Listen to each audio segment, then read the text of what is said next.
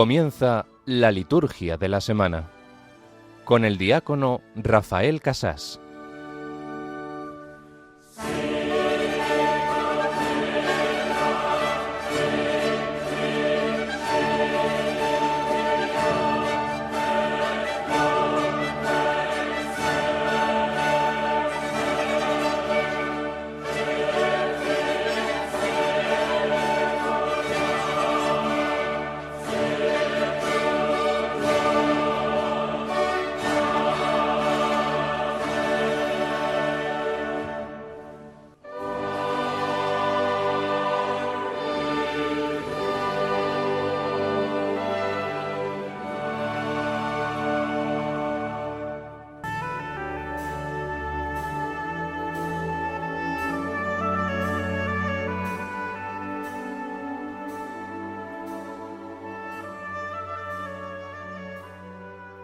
Que tu pueblo, oh Dios, exulte siempre al verse renovado y rejuvenecido en el espíritu, para que todo el que se alegra ahora de haber recobrado la gloria de la adopción filial, ansíe el día de la resurrección con la esperanza cierta de la felicidad eterna.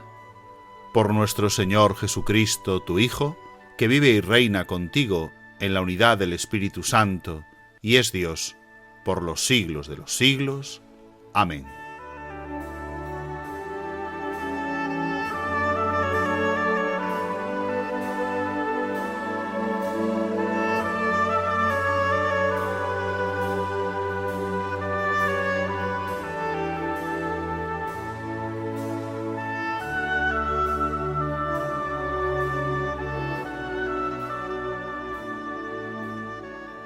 El ansia de la resurrección, la esperanza cierta de la felicidad eterna.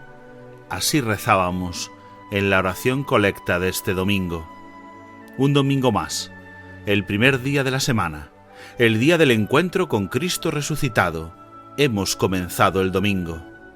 Queremos vivir la experiencia de este encuentro con Cristo, como los dos discípulos de Emaús, escuchar su palabra, acompañarlo en el camino, salir de nuestras penas y tristezas y encontrar en la fracción del pan, en la Eucaristía, a quien es Cristo vivo. Por eso exultamos siempre, por eso nos renovamos, por eso nos rejuvenece el Espíritu Santo. Es día de alegría, es día de gloria, es día de renovar nuestra adopción filial. Queremos vivir esa felicidad eterna, queremos sentir cerca al Salvador. Queremos hacernos también nosotros compañeros de su camino. Queremos vivir a su lado para que Él nos enseñe, para que Él nos parta el pan. Queremos vivir con Cristo resucitado una vez más la experiencia del domingo, la experiencia del encuentro, de acogernos mutuamente, de escuchar la palabra, de participar en la comunión eucarística. Acogemos a Cristo, cuya sangre nos ha redimido. Él nos enseña el sendero de la vida y nos llena del gozo eterno, del gozo que nadie nos podrá quitar. Él también hará que pasemos de la muerte a la resurrección con Él y nos saciará de alegría perpetua. Queremos vivir la experiencia de Jesús resucitado, porque nuestro Dios es un Dios vivo. Cristo vive.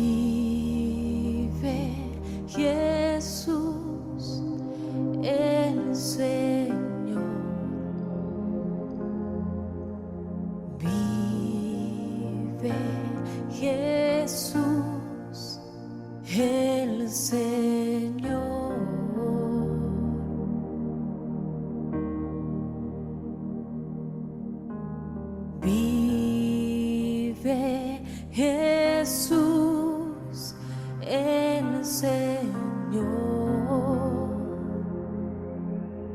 Vive Jesús el Señor.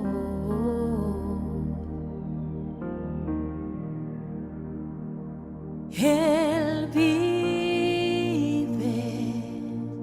vive, Él vive,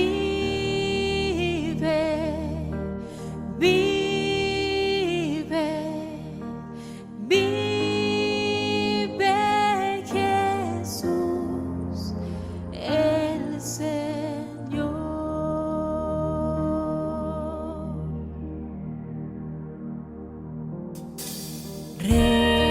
Reina Jesús el Señor.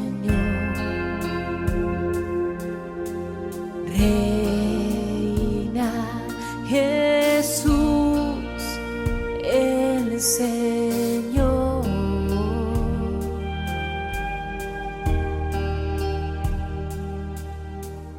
Reina Jesús el Señor.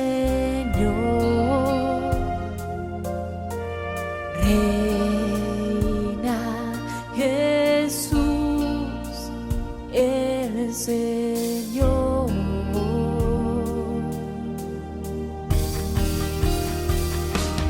Él reina, reina,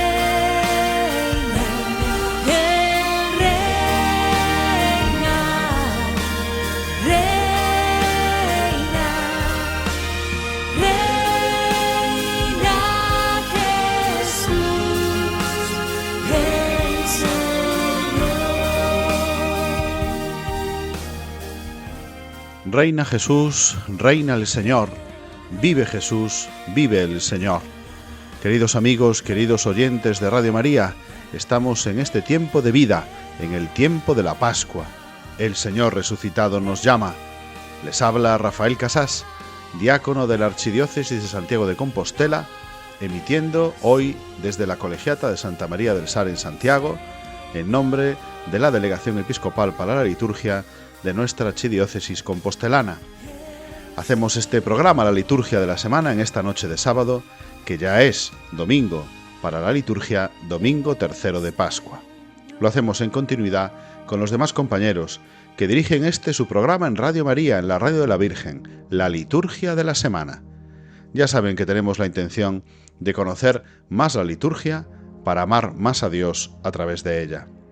Les comento como siempre el sumario de nuestro programa en esta Pascua de Resurrección, en este tercer domingo de Pascua, y este es precisamente la primera parte de nuestro programa, el estudio de las claves teológicas de las lecturas de este tercer domingo de Pascua con Ricardo Sanjurjo Otero, que como saben es especialista en Sagrada Escritura, sacerdote de esta diócesis de Santiago de Compostela y además párroco de esta iglesia en la que estamos, de esta parroquia donde se encuentra la Colegiata de Santa María del Sar, en Santiago de Compostela.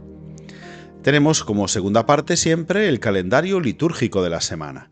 Haremos un comentario sobre la categoría litúrgica de los días de esta semana, que básicamente son lo que llamamos ferias, la parte más sencilla dentro de las categorías litúrgicas, ferias en este caso, de la tercera semana de Pascua. Tenemos también una fiesta en esta semana, la fiesta de San Marcos, que también comentaremos. Y los demás días, pues comentaremos simplemente las solemnidades y fiestas para diócesis y para congregaciones religiosas presentes en nuestro país. Esa será la segunda parte de nuestro programa. Y la tercera, como siempre, un tema de formación litúrgica. Estamos terminando ya la ordenación general del misal romano, los últimos números. Hoy leeremos dos de ellos, el 391 y el 392, que nos hablarán de que las conferencias de los obispos son las encargadas de hacer las traducciones del texto litúrgico, del texto bíblico latino, a las lenguas vernáculas de los distintos países. Veremos cómo se organiza esto en la ordenación general del misal romano. Ya saben que pueden comunicar con nosotros con sus comentarios. a través del correo electrónico la liturgia de la semana 2 @radiomaria.es. Les repito, la liturgia de la semana 2, ese 2 es un número, la liturgia de la semana 2 @radiomaria.es. También pueden contactar con nosotros en las redes sociales. En Facebook somos Radio María España y en la red social X @Radio María Spain. Pueden dejar sus comentarios con el hashtag Liturgia Semana. Y nosotros continuamos, alabando al Señor, dándole gloria, exaltándolo, pues estamos en la Pascua, en la Resurrección. Vive Jesús el Señor. Jesús el Señor.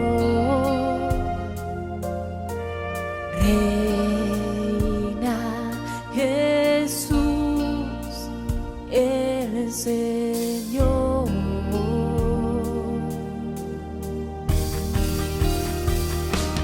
Él reina, reina, Él reina, reina, reina Jesús el Señor. El Señor.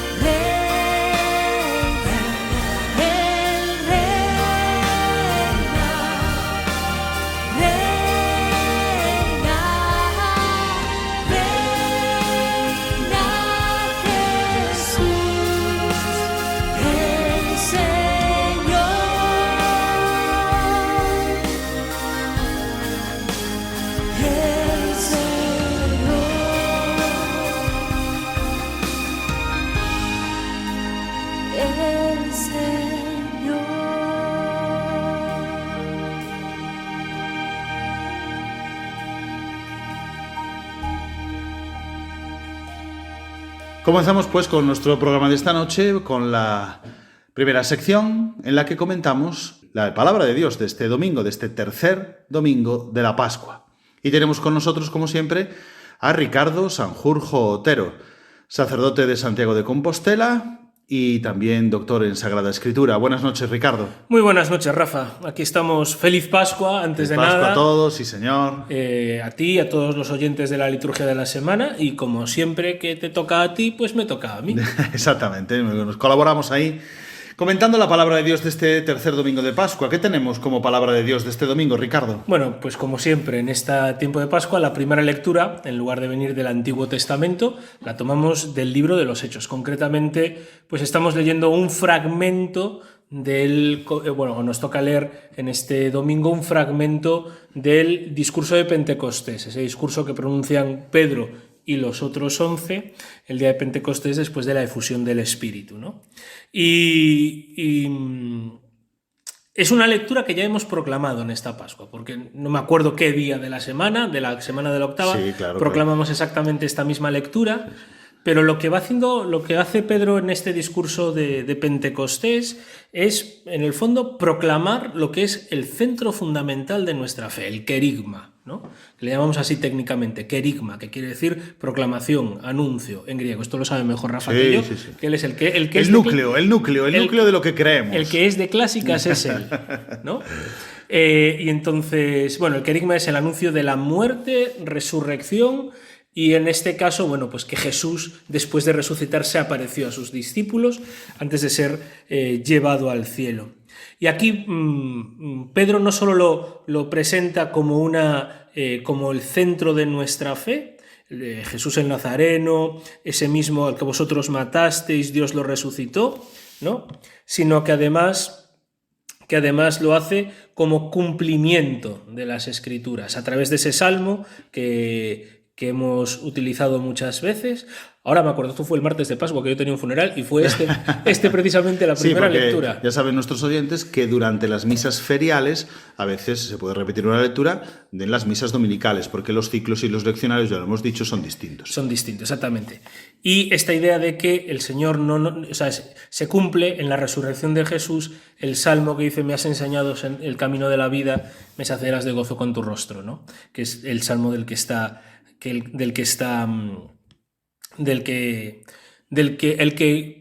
Pedro interpreta como que se cumple en la resurrección de Jesús. Y como os digo, a veces nos perdemos en...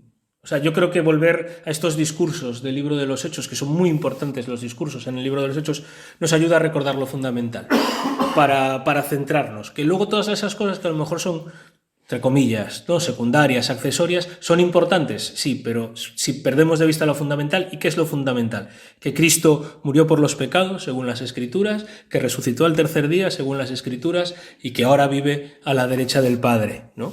Que es lo que proclamamos en el credo. Y luego todo lo demás, si falla eso, como nos diría Pablo, es vana predicación, es vanidad, ¿no?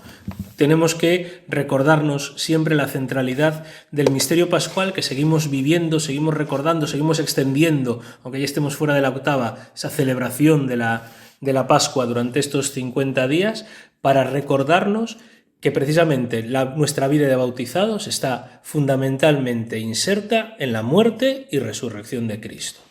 Muy bien, así que el núcleo de la fe se complementa con el salmo que vamos... Que es el mismo que cita Pedro. El ¿no? mismo. A partir de la palabra, bueno, lo que hace Pedro es una verdadera predicación. Partir de la palabra, en este caso de un salmo, para anunciar. Exactamente. ¿Vale? Pues y con ese mismo salmo, pidiéndole al Señor que nos enseñe el camino, el sendero de la vida, pues continuamos con la liturgia de la palabra. Salmo número 15. Salmo número en la notación 15. litúrgica. ¿Y cuál es la antífona que tenemos hoy? Señor, me enseñarás el camino de la vida.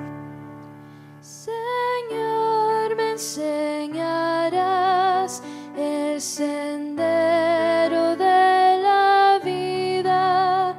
Señor, me enseñarás el sendero de la vida.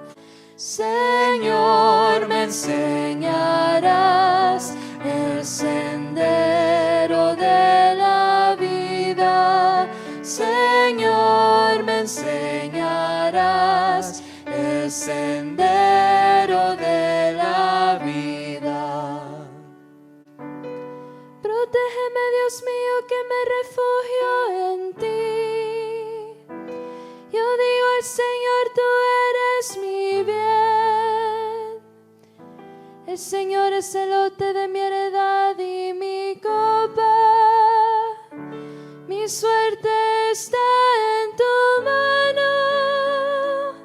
Señor, me enseñarás el sendero de la vida. Señor, me enseñarás el sendero de la vida. Bendeciré al Señor que me aconseja. Hasta de noche me instruye internamente. Tengo siempre presente al Señor. Con Él a mi derecha no vacilaré. Señor, me enseñarás el sendero de la vida. Señor, me enseñarás el sendero de la vida. Por eso se me alegra el corazón, se gozan mis entrañas y mi carne descansa serena, porque no me entregarás a la muerte, ni dejarás a tu fiel conocer la corrupción. Señor, me enseñarás el sendero de la vida. Señor, me enseñarás el al sendero de la vida. En la segunda lectura, Rafa, lo que vamos a leer, vamos a continuar también con la lectura de la primera carta de Pedro, que si no me equivoco leímos también el día de la octava, ¿no? Sí, el domingo anterior también, y vamos leyendo así con una lectura semicontinua esta primera carta de Pedro, que también es el que nos hablaba en la primera lectura, en este caso, pero ahora nos habla de su propia... La primera carta de Pedro, que es una de las cartas que llamamos católicas porque no tienen como una comunidad fija o tan explícita a la que se dirige, aunque en el prescripto de la carta sí que se menciona las comunidades del norte de la actual Turquía, de Bitinia y del Ponto, ¿vale? Y a mí una cosa que me... Bueno, en esencia el mensaje es el mismo, ¿no? Que la importancia del misterio pascual como criterio de interpretación de toda nuestra vida, ¿no? Cristo, previsto ya desde la creación del mundo, por medio del creéis en Dios, que lo resucitó entre los muertos, le dio gloria, ¿no? Es, en el fondo, como ese querigma no es simplemente una predicación exterior, no es simplemente una estructura superimpuesta a nuestra vida, sino que en nuestra vida como cristianos también tiene que acomodarse a esa vida que brota de la resurrección de Jesús, ¿no? Porque tenemos que vivir, pues, como aquel que ha sido liberado de su conducta pasada, como dice Pedro aquí, ¿no? A mí hay una cosa que bueno, quizás es también el sesgo que tenemos nosotros aquí en nuestra diócesis, pero cómo Pedro utiliza la imagen de la peregrinación para hablar de la vida, ¿no? Y en el fondo la peregrinación, nosotros aquí en Santiago lo sabemos bien, que muchas veces ahora la gente pues un poco se ha pervertido ese sentido originario, lo hacemos por turismo, es turismo COVID-free y eco-friendly y esas cosas, ¿no? Y aparte es fitness no sé cuánto, por deporte. Y lo que sea, pero la peregrinación tiene una raíz profundamente también penitencial, ¿no? Abandonamos el hombre viejo para ser el hombre nuevo, y por eso, pues esos ritos que se hacían en la Catedral de Santiago en el medievo o en distintas etapas de la historia de la peregrinación, ¿no? Pues lo mismo, ¿no? Nosotros, y peregrino no es el que está caminando, peregrino es también el que sabe a dónde va y sabe que ese a dónde va es a encontrarse con el Señor. Por eso esa idea de que la vida es como una peregrinación en el que salimos de la esclavitud de este mundo, hacemos de alguna forma esa penitencia, saliendo de la esclavitud de este mundo para llegar al reino de los cielos, yo creo que puede ser muy útil también, porque orienta también el sentido de todo ese caminar, de ese desprendimiento que son propios de la predicación. Pues a través del Aleluya proclamamos el Santo Evangelio.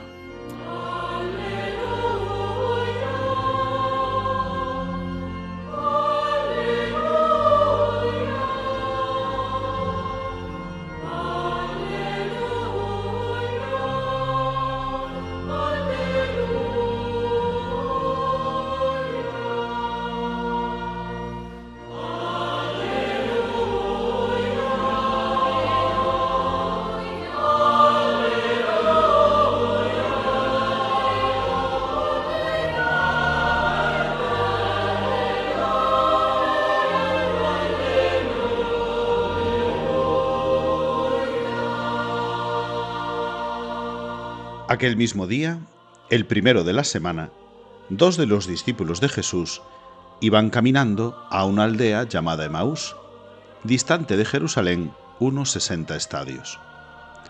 Iban conversando entre ellos de todo lo que había sucedido. Mientras conversaban y discutían, Jesús en persona se acercó y se puso a caminar con ellos.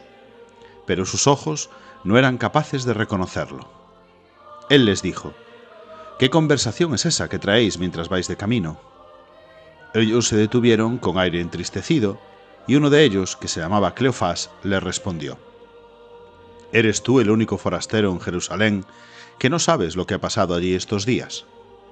Él les dijo: «¿Qué?». Ellos le contestaron: «Lo de Jesús el Nazareno, que fue un profeta poderoso en obras y palabras ante Dios y ante todo el pueblo. Cómo lo entregaron los sumos sacerdotes y nuestros jefes para que lo condenaran a muerte, y lo crucificaron. Nosotros esperábamos que él iba a liberar a Israel, pero con todo esto ya estamos en el tercer día desde que esto sucedió. Es verdad que algunas mujeres de nuestro grupo nos han sobresaltado, pues habiendo ido muy de mañana al sepulcro y no habiendo encontrado su cuerpo, vinieron diciendo que incluso habían visto una aparición de ángeles que dicen que está vivo. Algunos de los nuestros fueron también al sepulcro, y lo encontraron como habían dicho las mujeres, pero a él no lo vieron. Entonces él les dijo: «Qué necios y torpes sois para creer lo que dijeron los profetas. ¿No era necesario que el Mesías padeciera esto y entrara así en su gloria?» Y comenzando por Moisés y siguiendo por todos los profetas, les explicó lo que se refería a él en todas las Escrituras. Llegaron cerca de la aldea donde iban, y él simuló que iba a seguir caminando. Pero ellos lo apremiaron diciendo: «Quédate con nosotros, porque atardece y el día va de caída». Y entró para quedarse con ellos.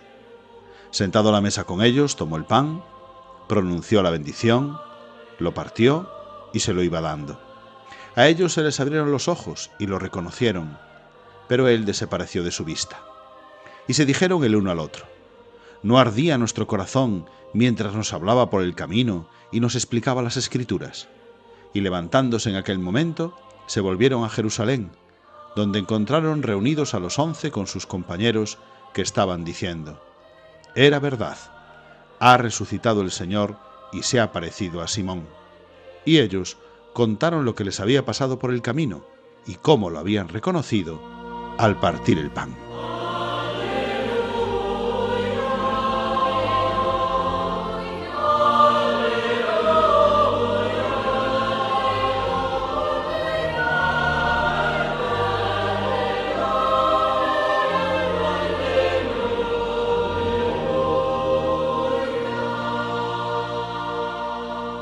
¿Qué decir, Rafa, de este evangelio? Ya está todo dicho. Yo creo que podemos cerrar aquí. Te dejo que sigas con las otras. Suficientemente explícito, ¿verdad? Sí, o sea... pero fijaos, yo este evangelio lo llevo muy dentro. Es el evangelio, de hecho, que elegí para el funeral de la muerte. Bueno, cuando falleció mi padre, elegimos este evangelio, el de los 2 de Emaús, ¿no? Porque nosotros... es un evangelio en el que el Señor sale a encontrarnos allí donde estamos. A veces creemos que nosotros tenemos que ser así o asá, ¿no? Para poder tener una experiencia de Dios. Pero el Señor sale a encontrar a Cleofás y a su compañero allí donde están, en el resquemor casi, en el escepticismo, en el derrotismo, o sea, en todo lo que, en el escaparse en el fondo, ¿no? Igual que el Señor salía a encontrar a Tomás en su duda la semana pasada, ¿no? O a María Magdalena en su luto, ¿no? Pues ahí también el Señor se quiere hacer presente. Y nos ayuda también a entender que esa también es nuestra tarea como pastores, como iglesia, ¿no? De salir a buscar a la gente y a encontrar a la gente allí donde está. A veces que creemos que hay que cumplir una serie de cosas. No, lo importante en primer lugar es salir a encontrar y escuchar a la gente allí donde está. Y Jesús lo hace. Jesús sale a encontrar y a escuchar a Cleofás y a su discípulo, al otro discípulo, a su compañero, allí donde están. Y luego, a partir de ahí, iluminar su vida, su experiencia con la palabra de Dios. Porque si yo a ti ahora te veo con grandes discursos y con grandes elocuencias, pues sí, te puedo convencer o te puede parecer atractiva, pero el Señor quiere sanar tu vida, el Señor quiere sanar tu existencia, el Señor quiere curar esas heridas que todos tenemos y quiere iluminar esa vida, tu vida, no una vida ideal, tu vida, con las palabras del Evangelio. Y después ya pues llegamos a la celebración comunitaria en la Eucaristía, que nos lleva nuevamente a compartir esa alegría. Yo creo que este evangelio de los 2 de Emaús, este evangelio tan conocido, que lo tenemos a veces tan masticado que incluso podemos correr la tentación, el riesgo de desconectar. No, ya me lo sé, no tengo que hacerle más caso. Tiene que ser para nosotros también una llamada de atención a no solo cómo nosotros hacemos nuestra pastoral, como parroquias, como movimientos, como cristianos individuales. Una pastoral de Emaús tiene que escuchar, acompañar por el camino, iluminar con la palabra de Dios y llevar siempre a la celebración comunitaria, ¿no? Y llevar a la comunidad. Jesús desaparece para que aparezca la comunidad, de alguna forma, para que aparezca el sacramento y aparezca la comunidad, diríamos nosotros. Pero también en nuestra vida personal, a veces incluso con Dios queremos aparentar ser perfectos y nos ponemos nuestra serie de capitas incluso delante de la relación con Dios, y Dios lo que quiere es encontrarte ahí donde tú estás, no donde quieres estar. No, Dios no es tu seguidor en Instagram, no necesita saber de tu yo ideal, del que a ti te gusta aparentar o del que a ti te gustaría ser. Quiere sanar, quiere salvar a quien tú eres, y quiere escucharte ahí, iluminarte ahí, sanarte ahí. Y ahí lo reconocen al partir el pan. Y al partir el pan, en la Eucaristía, reconocemos también al Señor. Hay una expresión de nuestro delegado de liturgia que yo me acuerdo cuando nos explicaba liturgia en el seminario, que decía: si tú quieres saber lo que es la Iglesia, vete a cualquier parroquia de cualquier parte del mundo en la misa del domingo. Ahí está toda la Iglesia. Muchas gracias, Ricardo, una vez más en esta noche de sábado, ya domingo para la liturgia de la Iglesia, comentando la palabra de Dios de este domingo. Feliz domingo, Rafa, feliz domingo a todos los oyentes y una vez más, feliz Pascua. Feliz Pascua, y nos quedamos precisamente escuchando cómo lo reconocieron al partir el pan.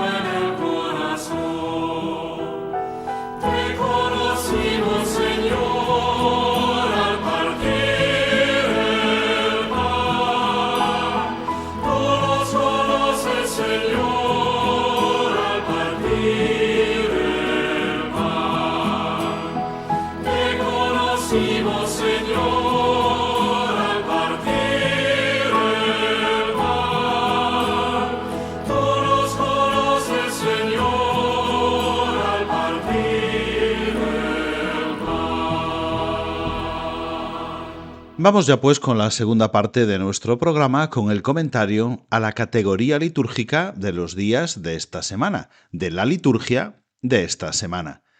Esta semana que es la tercera de la Pascua, que ya ha comenzado, pues hoy sábado 18, después de la hora de nona, después de la media tarde, ya se celebra la misa vespertina del tercer domingo de la Pascua y las primeras vísperas del tercer domingo de la Pascua. Vamos a describir brevemente cómo son los domingos de la Pascua, también este tercero domingo. Pues una misa con muchos elementos propios, una misa de solemnidad de precepto, una misa que no se puede sustituir por ninguna otra, ni siquiera la misa exequial, la misa de entierro. Es decir, este día, la única celebración tiene que ser la propia del tercer domingo de la Pascua. Color litúrgico blanco, leccionario, volumen 1A.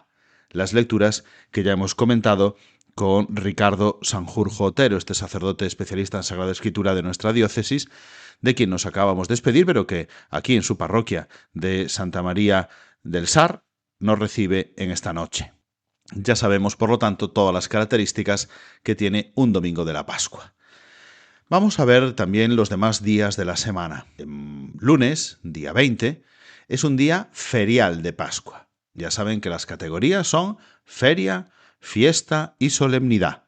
La feria es la categoría más sencilla, más simple, pero también en la Pascua tiene antífonas y oraciones propias, es decir, hay un formulario de la misa para cada día de la Pascua, como lo hay también para la Cuaresma, para el Adviento, para los tiempos fuertes. No así en tiempo ordinario, ya saben que no tenemos un formulario para cada día, sino formularios comunes, misas por diversas necesidades, etc.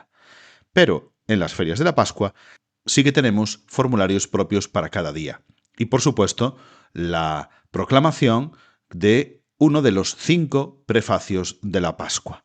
Las lecturas durante la semana son del volumen 2. Ahí tenemos las lecturas para cada día de la semana, de Adviento, de Navidad, de Cuaresma y de Pascua. Por lo tanto, tenemos lecturas propias, oraciones propias, prefacio pascual, y tenemos también algunas festividades y solemnidades en otras diócesis, en congregaciones religiosas presentes en nuestro país. Vamos a recordar algunas de ellas de este día 20. En Coria Cáceres y en Tarazona se celebra la fiesta de la dedicación de la iglesia catedral, que ya hemos descrito muchas veces, ¿vale? En estas diócesis se suprime, por así decirlo, estas lecturas y la liturgia propia de la Feria de la Pascua y se celebra la misa de la dedicación de la iglesia catedral. También en Sevilla nos unimos a la oración de esta iglesia recordando el aniversario de la oración episcopal de su arzobispo emérito, Monseñor Juan José Asenjo Pellegrina. Vamos con el martes, día 21. Lo que hemos dicho del día 20, Feria de la Pascua, lo mismo tenemos que decir del día 21, pues es también otra feria de la tercera semana de la Pascua. ¿Qué señalamos en este día? Pues como siempre, en los calendarios particulares de las diócesis tenemos otra dedicación de la Iglesia Catedral. La fiesta será en este caso en mi diócesis, aquí, en Santiago de Compostela. Nos reuniremos en la catedral y en todas las parroquias de la diócesis celebrando esta dedicación de la Iglesia Catedral. También vamos a recordar que los capuchinos celebran la fiesta de San Conrado de Parzán religioso. Y en Gerona recuerdan el aniversario de la ordenación episcopal de Monseñor Octavi Vilá Mayo, su obispo. También recordamos que es el aniversario de la muerte del Papa Francisco, el Santo Padre fallecido el año pasado en este mismo día 21 de abril. En Calahorra y la Calzada Logroño recuerdan el aniversario de la muerte de Monseñor Ramón Búa Otero, su obispo emérito. Y en Segorbe, Castellón, el aniversario de la muerte de Monseñor José María Cases de Ordal, su obispo emérito. Muy bien, continuamos con la semana, con otro día ferial que es el miércoles, día 22, otra misa ferial de la semana de Pascua. Recordamos simplemente que los cartujos celebran la fiesta de San Hugo de Grenoble, obispo, y los jesuitas la fiesta de la bienaventurada Virgen María, Madre de la Compañía de Jesús. Y en cuanto a las diócesis, ¿qué tenemos? Pues tenemos cosas que señalar en 3 diócesis. En Menorca, el aniversario de la ordenación episcopal de Monseñor Gerardo Villalonga Ellín, su obispo, y en Osma Soria, el aniversario de la muerte de Monseñor Saturnino Rubio Montiel, su obispo. También en Tarragona, el aniversario de la muerte de Monseñor Ramón Torrella Cascante, su arzobispo emérito. Pasamos al siguiente día, jueves, día 23. No señalamos nada más que es un día ferial, como las características que hayamos dicho de los días de Feria de Pascua, jueves de la tercera semana de Pascua, y que en el calendario de Cataluña se celebra la solemnidad de San Jorge Mártir, que también celebran como fiesta en muchos lugares: Barbastro Monzón, Corea Cáceres, en la ciudad de Cáceres, Huesca, Tarazona, Teruel, Albarracín, Jaca, Zaragoza. Bueno, una fiesta de un mártir pues muy popular en nuestra tierra, San Jorge. Y vamos al viernes. Tenemos el viernes también otro día ferial, con algunas otras memorias libres. Vamos a señalar solamente las fiestas y las solemnidades. Las hermanas de Belén celebran como solemnidad el santo hermano Pedro de San José Betancourt, que en Tenerife celebran como fiesta. Las religiosas del Buen Pastor, la solemnidad de Santa María Eufrasia Pelletier, religiosa. Los agustinos, la fiesta de la conversión de San Agustín. Las hospitalarias del Sagrado Corazón, la fiesta de San Benito Meni, presbítero. Y los capuchinos, la fiesta de San Fidel de Sigmaringa. Bueno, llegamos al final de la semana, pero en este caso no es un día ferial, el sábado día 25, sino que tenemos una fiesta en el calendario universal. Hasta ahora habíamos señalado fiestas concretas en diócesis, en congregaciones. En este caso es una fiesta para toda la Iglesia Universal. Es decir, este año lo que sería la feria del sábado de la tercera semana de Pascua se suprime porque hay una fiesta este día. Coincide la fiesta de San Marcos Evangelista. ¿Quién era este San Marcos? Pues conocemos que fue el primero que acompañó en Jerusalén a San Pablo en su apostolado. Y después siguió los pasos de San Pedro. El propio San Pedro lo llama en distintas ocasiones su hijo, la cercanía que mostraba Marcos con Pedro. Y además la tradición nos dice que este evangelio es, por así decirlo, el evangelio de Pedro, aunque lleve el nombre de Marcos, porque en Roma Marcos recogió las catequesis de Pedro a los romanos y por lo tanto su versión de evangelio, que pensamos que por la crítica textual, que es el primer primero que se escribió, recoge, por lo tanto, la visión de Pedro de lo que sucedió con Jesús y de su impresión, y así lo cuentan los romanos. También fue San Marcos, el evangelista, que instituyó la iglesia de Alejandría en el actual Egipto, y fue cabeza de esta iglesia. Por lo tanto, lo celebramos como fiesta. Quitamos el blanco y ponemos el rojo, que es lo típico de los apóstoles, de los evangelistas, de los mártires. Tenemos lecturas propias, tenemos antífonas, oraciones propias, gloria, prefacio segundo de los apóstoles y, por lo tanto, una misa con muchos elementos propios. No llega a ser solemnidad, pero sí fiesta.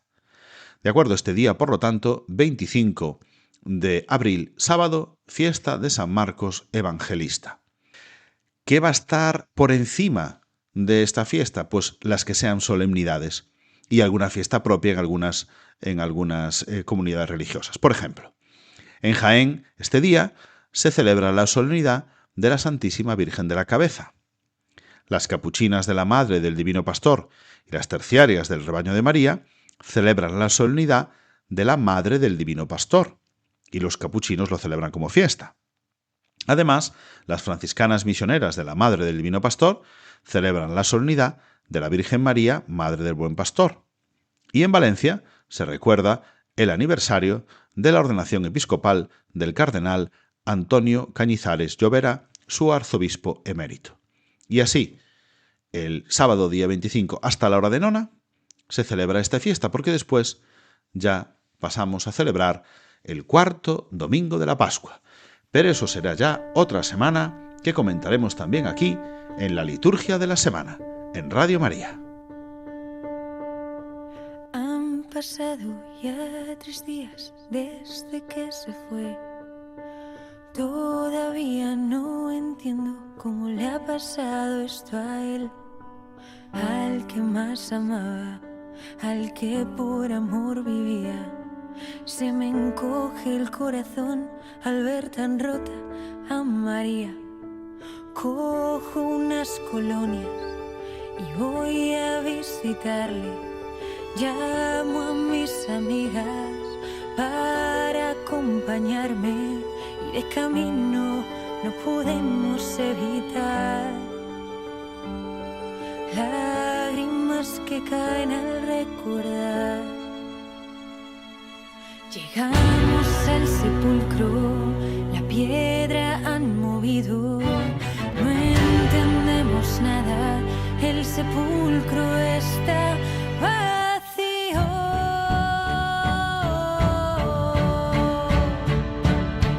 ¿Qué es lo que ha pasado? ¿Acaso lo han robado? Y cuando miro dentro, un ser de luz sentado que susurra a mi lado. No entiendo, mujer, por qué lloras. ¿Por qué buscáis entre los muertos? Él no está aquí, ha resucitado. Recordad cuando os dijo que debía ser entregado por vuestros pecados, ser crucificado, pero que al tercer día volvería.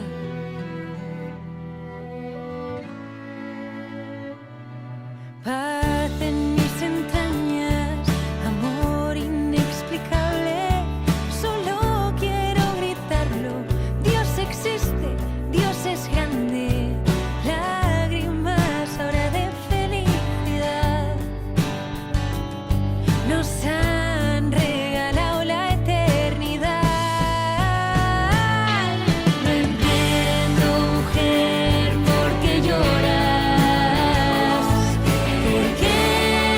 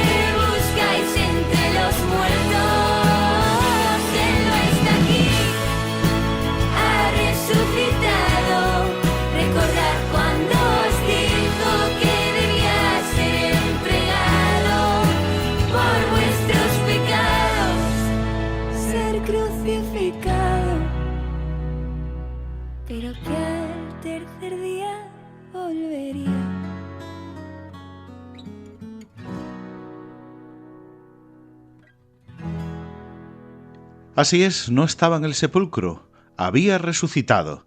Por eso celebramos la Pascua, la presencia de Cristo resucitado en medio de nosotros. Y nosotros vamos ya con la última parte de nuestro programa, con el tema de formación. Vamos a leer un par de números nada más de la ordenación general del misal romano.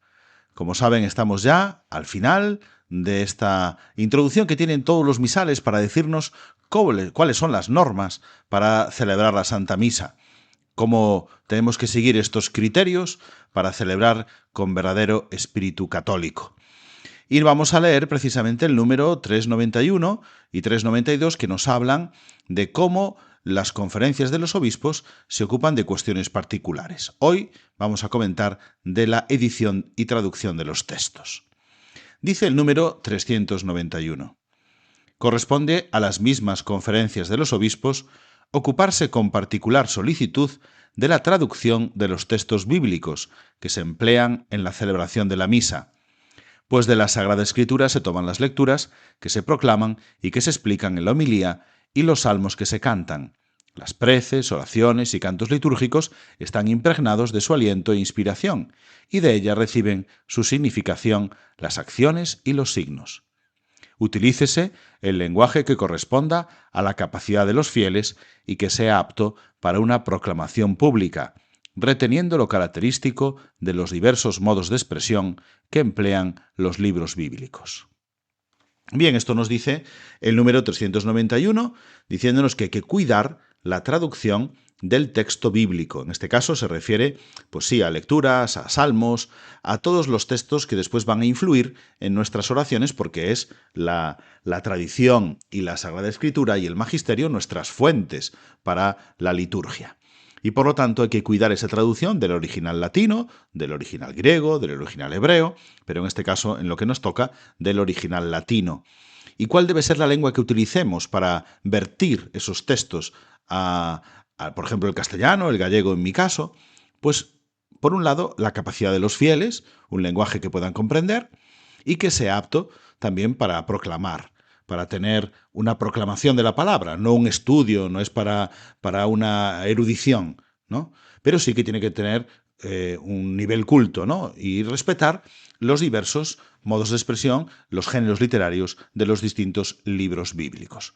Por lo tanto, estos son los criterios y, por lo tanto, por ejemplo, en España tenemos una Biblia oficial, una traducción oficial que los obispos han dado en la Conferencia Episcopal para que de ahí extraigamos todos los textos que vamos a utilizar en una traducción homogénea para toda la lengua española. Bien, número 392. Corresponde también a las conferencias de los obispos preparar con gran diligencia la traducción de los otros textos, de manera que, respetando la idiosincrasia de cada lengua, se vierta plena y fielmente el sentido original del texto latino. Al realizar este cometido conviene respetar los diversos géneros literarios que se emplean en la misa, como son las oraciones presidenciales, las antífonas, las aclamaciones, los responsorios, las invocaciones litánicas. Téngase presente que la traducción de los textos no mira en primer lugar a la meditación, sino más bien a la proclamación o al canto en el momento de la celebración. Se ha de emplear en un lenguaje adaptado a los fieles de la región, pero noble y dotado de calidad literaria, manteniendo siempre firme la necesidad de una catequesis sobre el sentido bíblico y cristiano de algunas palabras y expresiones. Es preferible que en aquellas regiones en donde se habla una misma lengua se conserve, en la medida de lo posible, la misma traducción para los textos litúrgicos, sobre todo los bíblicos y los del ordinario de la misa. Bien, la segunda parte que nos dice el número 392, que completa el número 391, es la traducción de los demás textos. ¿Qué más tenemos que textos de la Sagrada Escritura? Pues lógicamente tenemos oraciones, tenemos aclamaciones, antífonas, invocaciones, responsorios, tenemos otros textos que se proclaman o se cantan, y esto hay que tenerlo en cuenta a la hora de traducirlo del original latino. Por una parte hay que mantener el sentido original, plena y fielmente, y por otra parte pasarlo a un verdadero, en nuestro caso, a un verdadero castellano, una verdadera lengua española. Es decir, tienen que estar adaptados para poder cantarse, para poder proclamarse, y tienen que tener el sentido original, con fidelidad, plenamente su sentido. ¿Cuánto debemos adoptar en nuestras traducciones? Manteniendo una calidad literaria, manteniendo un estilo de lengua culto. Tiene que ser una lengua noble, como nos dice aquí, pero también que pueda ser comprensible pues, por los que participan en la asamblea cristiana. Por lo tanto, también algunas palabras habrá que mantenerlas por su nivel, por su importancia, por su nobleza, por su calidad literaria, y entonces habrá que hacer una catequesis sobre el sentido de esas palabras y de esas expresiones. Y finalmente, pues nos habla de que en la medida de lo que fuese posible, habría que mantener que todos los que mantenemos esta lengua, en este caso del castellano, del español, pues también en América Latina, por ejemplo, en otros lugares del mundo, que en la medida de lo posible sea una única traducción para todos. Es muy difícil, lógicamente, porque hay expresiones y modismos propios en México, en Argentina, en Perú, en tantos lugares donde se habla el español, pero procurar que sea reproducible de la misma manera esta traducción en unos lugares y en otros, pues hablamos una misma lengua. Por lo tanto, estos son los criterios que los obispos mantienen para poder hacer las traducciones, las versiones con las que rezamos en la misa. Muy bien, pues así también nosotros nos vamos formando, vamos conociendo cuáles son las indicaciones que nos da esta ordenación general del misal romano para celebrar una verdadera misa católica y una liturgia que agrade a Dios y santifique a los hombres. Y también así llegamos al final de nuestro programa, pues ya hemos agotado el tiempo de la liturgia de la semana, queridos oyentes de Radio María. Les damos las gracias por su atención, un sábado más, un domingo más ya para la Iglesia, y les recordamos que pueden acceder a este y a todos los programas de Radio María en el servicio de podcast entrando en la web radiomaria.es. Y les anunciamos también que volveremos el próximo sábado con otra edición de la liturgia de la semana. Ahora les dejamos con los servicios informativos de Radio María, con toda la actualidad de España, del mundo y de la Iglesia. Les abrazo en el Señor y les deseo un feliz domingo. Muchas gracias por su atención y buenas noches de parte de su amigo, el diácono Rafael Casás.